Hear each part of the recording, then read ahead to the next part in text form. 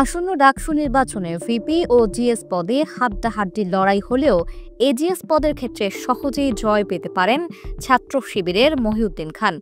তার মূল প্রতিদ্বন্দ্বী ছাত্রদলের তানভীর আল হাদি মায়েদ সাম্প্রতিক সময়ে ব্যাপকভাবে বিতর্কিত হওয়ার ফলে মহিউদ্দিন খানের জয় হওয়ার সম্ভাবনা অনেক বেড়ে গিয়েছে। অন্যদিকে আরেক হেভিওয়েট প্রার্থী তাহমিদ আল মুদ্দাসির চৌধুরী বাক্সাস থেকে বের হয়ে স্বতন্ত্র নির্বাচন করার ফলে তারও এজিএস পদে খুব একটা সুযোগ নেই। যখনই মনে করা হচ্ছিল ডাকসুর এজিএস পদে নির্বাচন একটি ওয়ান হর্স রেস হতে যাচ্ছে, তখনই মাঠে আবির্ভূত হলেন ঢাকা বিশ্ববিদ্যালয়ের জনপ্রিয় ছাত্রনেতা মহিউদ্দিন রনি। কয়েক সপ্তাহ ধরে বরিশালের স্বাস্থ্য খাত সংস্কার আন্দোলন করে হঠাৎ করেই মহিউদ্দিন রনি নেমে পড়েছেন ডাকসুর এই খেলায়, যার ফলে এজিএস পদটা এখন দুই মহিউদ্দিনের বাঘের সিংহের লড়াই হতে যাচ্ছে। কারণ ঢাকা ইউনিভার্সিটিতে মহিউদ্দিন রনির লড়াইটা বেশ পুরাতন।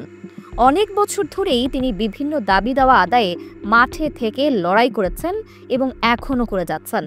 অন্যদিকে শিবিরের মহিউদ্দিন খান ছাত্র হিসেবে যতটা মেধাবী, রাজপথে তার লড়াইয়ের ইতিহাস ততটাই কম, যার ফলে দুই মহিউদ্দিনকে ভোট দেওয়ার যথেষ্ট কারণ খুঁজে পাবে ভোটাররা। বরিশাল থেকে ফিরেই ডাকসু নিয়ে সংবাদ সম্মেলনে মহিউদ্দিন রনি বলেছেন, ইশতেহার হচ্ছে প্রেমিকার কাছে প্রেমিকের করা সেই প্রতিশ্রুতি যা মানুষ কখনোই বাস্তবায়ন করে না।